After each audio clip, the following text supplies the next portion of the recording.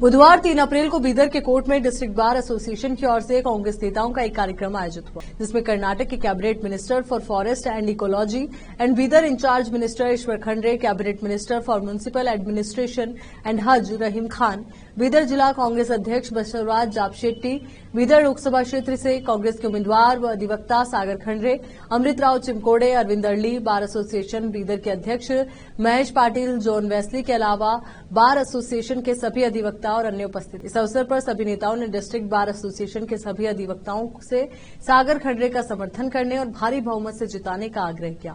इस अवसर पर cabinet minister Eshwar Khandre, cabinet minister रहीम खान, बीदर लोकसभा सीट के उम्मीदवार व अधिवक्ता सागर खंड्रे ने संबोधित किया। केपी न्यूज की संवाददाता आयुषी विजयवर्गीय और कैमरामैन पप्पू राज की सभೆ ಅಧ್ಯಕ್ಷರು ಜಿಲ್ಲಾ ವಕೀಲರ ಸಂಘದ ಅಧ್ಯಕ್ಷರಾದಂತಹ ಮಾನ್ಯ ಶ್ರೀ ಮಹೇಶ್ ಪಾಟೀಲ್ ಅವರೇ,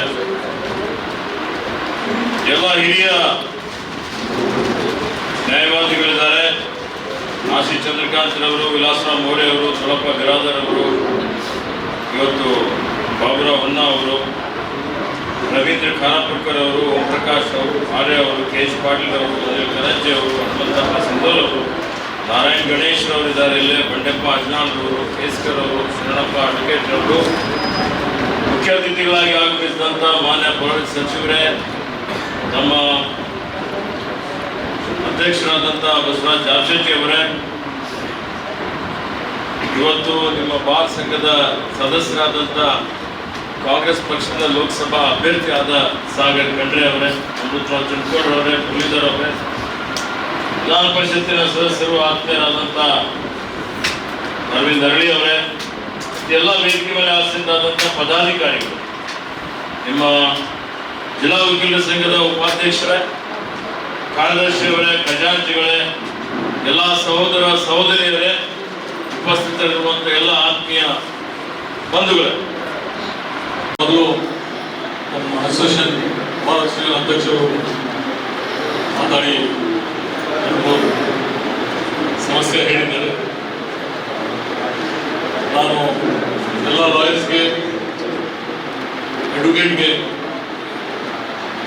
ತುಂಬ ಧನ್ಯವಾದ ಹೇಳ್ತೇನೆ. ಯಾಕಂದರೆ ಸೇಮ್ ಡೇಸ್ನಲ್ಲಿ ಒನ್ ಇಯರ್ ಬ್ಯಾಕ್ ನಾನು ಈ ಸ್ಥಾನದಲ್ಲಿ ಬಂದು ತಮ್ಮೆಲ್ಲರದ್ದು ಆಶೀರ್ವಾದ ತಾವೆಲ್ಲರೂ ಕೊಟ್ಟಿದ್ದೀನಿ. ಆ ಆಶೀರ್ವಾದದಿಂದ ನಾನು MLA ಆಗಿ ಮತ್ತೆ ಮಿನಿಸ್ಟರ್ ಮುನ್ಸಿಪಾಲಿಟಿ ಹಚ್ಚಿ ನನಗೆ ಕೊಟ್ಟಿದ್ದೇನೆ. ಯಾಕಂದ್ರೆ ಸ್ವಲ್ಪ ರೋಜಾದಲ್ಲಿ ಇದು ಒಂದು ಸಲಹೆ आवाज धीमी होगी, तो मैं सभी एडवोकेट और लॉयर को बहुत बहुत धन्यवाद बोलता हूँ, क्योंकि जो मुझे सपोर्ट किए, आशीर्वाद किए, मैं जिंदगी में ये एहसान भूल नहीं सकता. और आज फिर से एक बार आपके झोली में, आपके एसोसिएशन में यहाँ पे हम रिक्वेस्ट लेके आए हैं कि हमारे सागर खंड्रे एक युद्ध और खासकर लॉयर में आप लोगों को बहुत बड़ी मुबारकबाद भी देता हूं, क्योंकि आपके तरफ से एक दिल्ली में आवाज उठाने के लिए रेडी हुए हैं.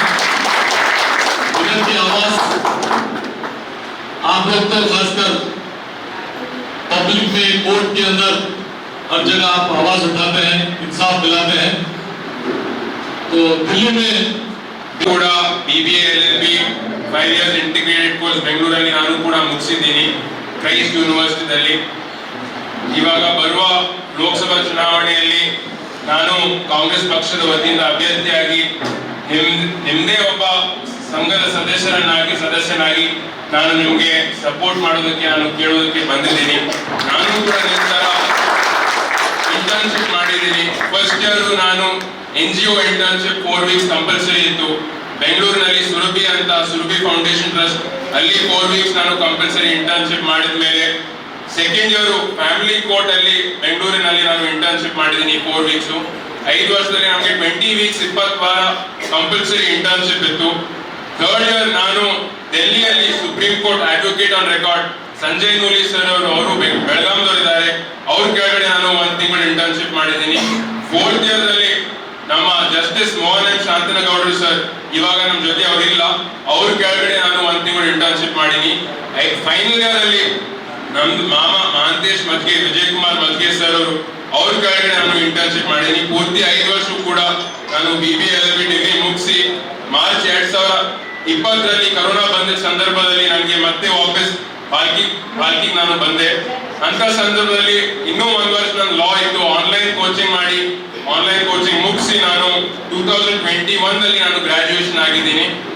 2021 ಗ್ರಾಜುಯೇಷನ್ ಆದ್ಮೇಲೆ ನನಗೆ ಪ್ರಾಕ್ಟೀಸ್ ಮಾಡ್ಬೇಕನ್ಸಿತ್ತು, ಆದ್ರೆ ಬೇರೆ ಬಾಲ್ಕಿಯಲ್ಲಿ ನಾನು ಶಾಂತಿವರ್ಧಕ ಶಿಕ್ಷಣ ಸಂಸ್ಥೆಯ ಕಾರ್ಯದರ್ಶಿಯಾಗಿ ನಾನು ಕೆಲಸ ಮಾಡೋದಕ್ಕೆ ನಾನು ಸ್ಟಾರ್ಟ್ ಮಾಡಿದೆ. ಅಂತ ಸಂದರ್ಭದಲ್ಲಿ ನನಗೆ ಫುಲ್ ಟೈಮ್ ನನಗೆ